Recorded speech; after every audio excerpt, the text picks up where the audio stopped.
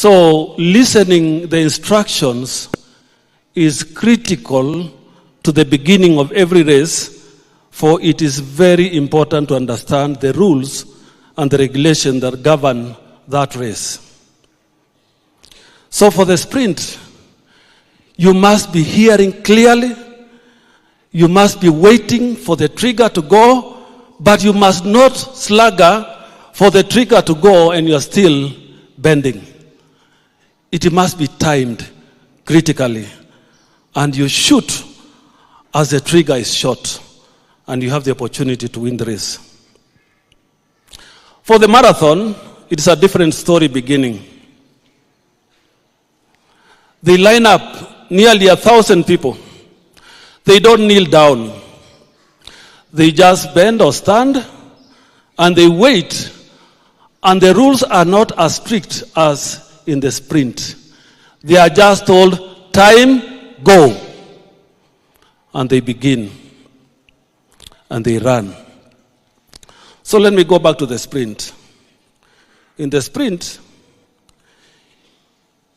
nearly all sprinters finish because the game is fairly short, precise, and quick. So the level of those who can't finish unless an injury happens or somebody fall down, the chances are everybody finishes. But the defining moment is where you finish. Are you in the front or at the last point of it? For the marathon, they begin many, thousands, and they run. And they begin to fall away on the wayside until a leading pack is left. And sometimes the leading pack can go for kilometers together, and they begin to drop one by one. One after the other is dropped along the way, until we begin to see the finalists emerge. And what amazes me with our Kenyan marathon runners is the energy they have preserved. And when they release it, you think they are in the sprint. Have you seen them? Yes, they release it as if they have not been running. Why? They understood the tactics of every bend and every section on the race, and they make sure that those who finish have done their practice well and have exercised resilience, exercise energy preservation, and they know when to release it and when to relax it. Bishop Joseph, you have been in a marathon. Running for 20 years as a bishop is not easy. It has been a marathon. It has had moments of tiredness, of blisters in your legs, moments of pain, but also moments of joy. And that's true to every leadership. And even to you, Your Excellency. It is true to all of us. It is a race we must endure, persist. And I normally like the way they advertise. A long time ago, this battery is called Energizer. They say, never say die. Never say die. Keep on, keep on. And you have been keeping on and running slowly, steadily, but sure. And today we are celebrating the ministry that you have been running for the last 20 years. You started this diocese with very mega resources, a bunch of clergy, and we have seen growth from one level to another level, year after year, and we want to thank God for you and your family for the leadership you provided. But also along the way, in the leadership dispensation, you will get angry, people will anger you, things seem not to move, many things come and surround your journey, and it becomes hard and treacherous. Let me draw the first lesson from Moses. Moses, we all know, was called by God when he was standing, guarding, and shepherding his father-in-law's sheep.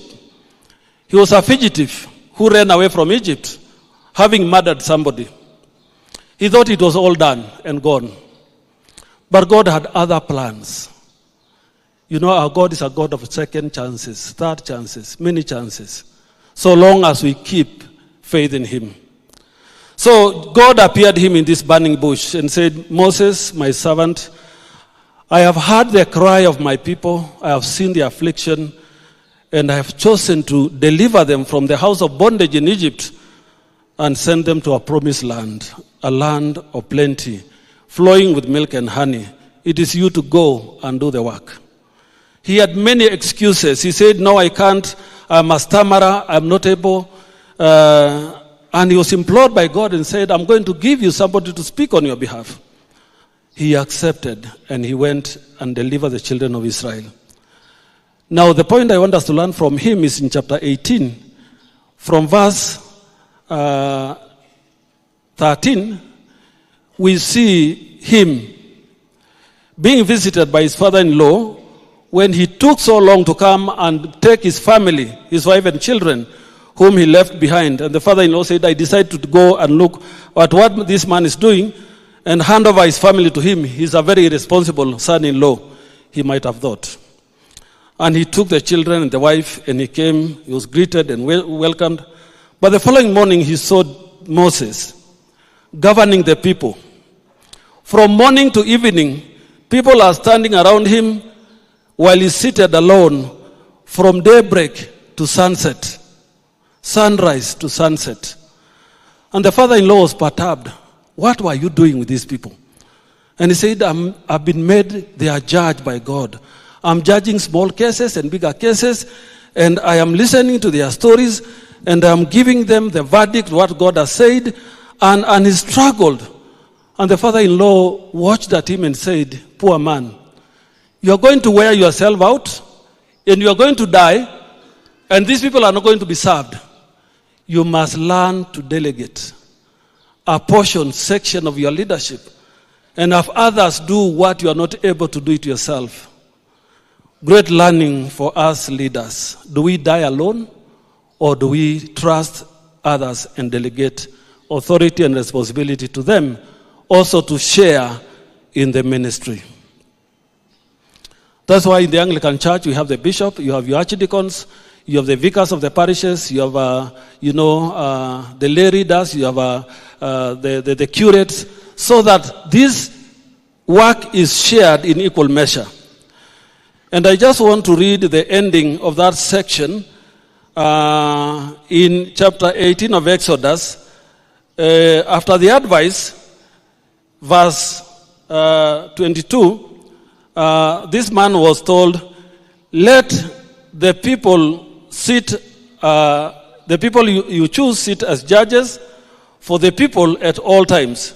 Let them bring every important case to you, but decide every matter, decide every minor and cases themselves. So it will be easier for you, and they will bear the burden with you.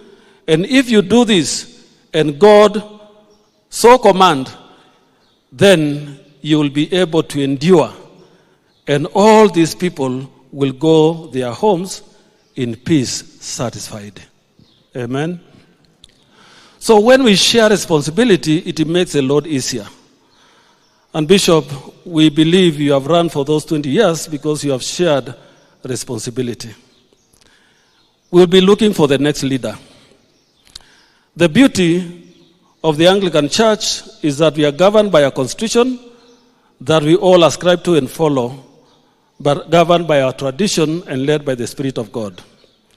In the day of our consecration, we also announced the day of our exit. And we remember in 2004, Bishop Joseph stood here and said, I will relinquish my office on or before, but not later than midnight of the 15th of April, 2024. That was said 20 years ago. Tomorrow night is that hour. So he will relinquish his office tomorrow night. Today we are celebrating his ministry. However, the Anglican Church does not leave a vacuum. When there is no bishop, the archbishop takes over. So people of Mount Kenya West, I'm now your bishop.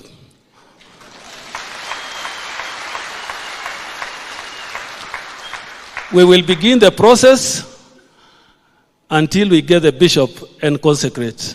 Then I leave the diocese to that person. Let me give you a glimpse of our process. As soon as I retire, I will come here and announce the diocese is vacant. We open nominations for 1 month. All those clergy who want to become bishops, you will be free to be nominated. A nomination will be, you must get 5 people nominating you. 3 clergy, 2 laity, and you yourself sign, you accept nomination. We shall close those nominations, and the dates are already there, by noon of that particular day. If you bring it 5 minutes late, you are disqualified. So, guard yourselves. Then, after 1 month, it's over.